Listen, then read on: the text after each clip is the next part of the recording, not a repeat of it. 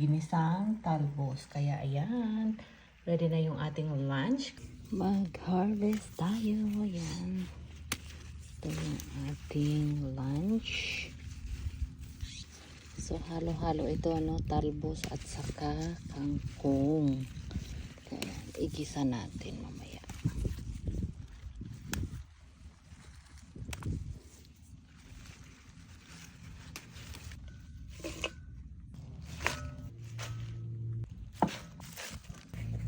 Then, kailangan natin ng kamatis. Kuha lang tayo.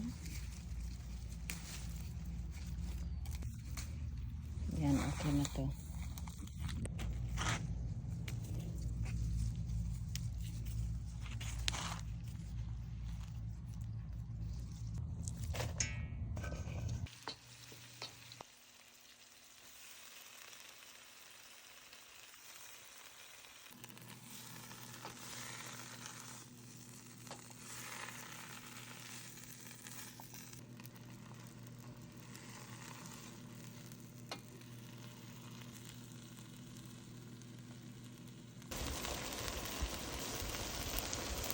Ayan, ready na yung ating lunch, ano. Natimplahan na natin yan siya.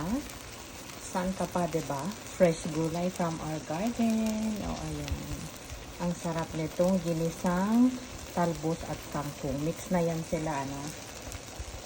So, ayan. At ready na tayong kumain. Saktong-sakto, ano, kasi paluto na din yung inner fry natin na pampano.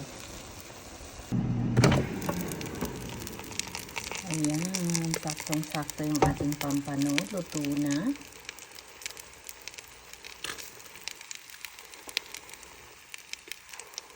So, meron tayong konting bagoong na maanghang.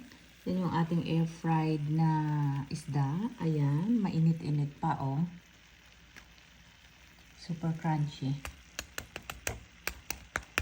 Ayan.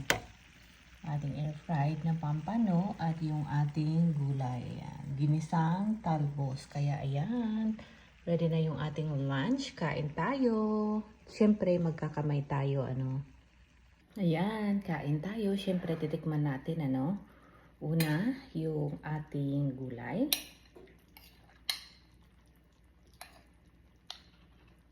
Masarap din itong pritong isda sa nilagang talong at saka okra. Kaso nag-ulam kami ng okra at pritong talong last 2 days. Kaya talbos naman ngayon. Alternate lang natin para hindi masyadong nakakaumay.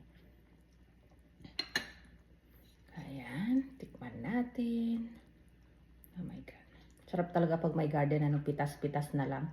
So pag summer, hindi kami masyadong bumibili ng gulay. Isda na lang at karne.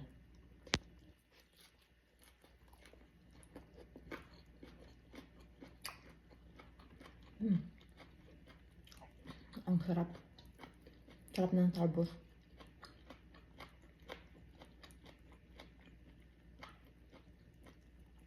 Halo-halo na ito, talbos at saka kangkong.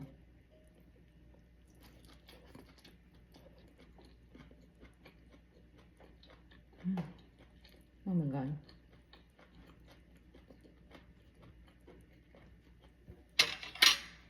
Yung ating isda. Yan.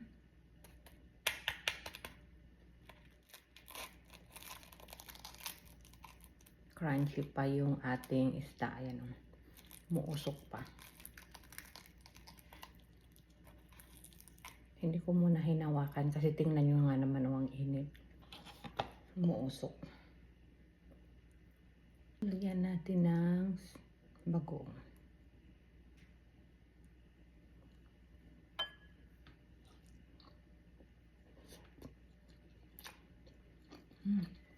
Super malasa.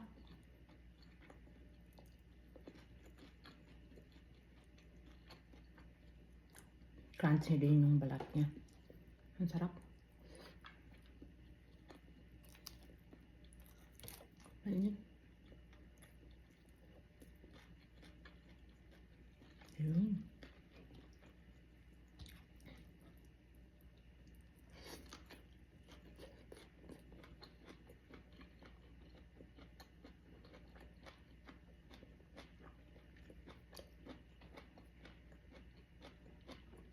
Try din natin yung ating sili.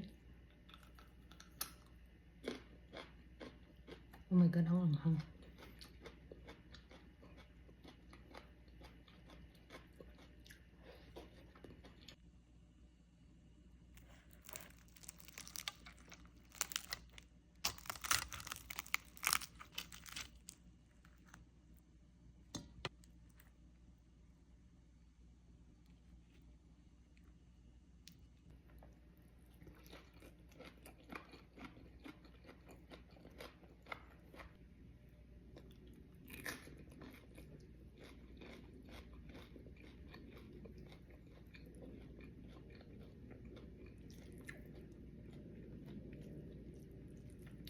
Ang sarap ng isda.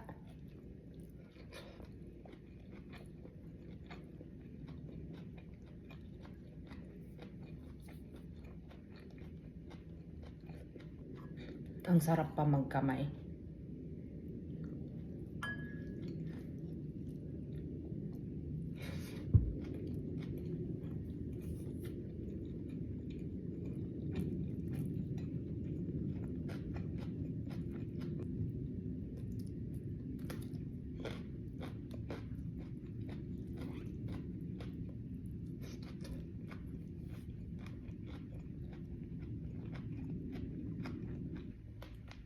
So, yun lang. Share ko lang. Bye-bye. Kain tayo.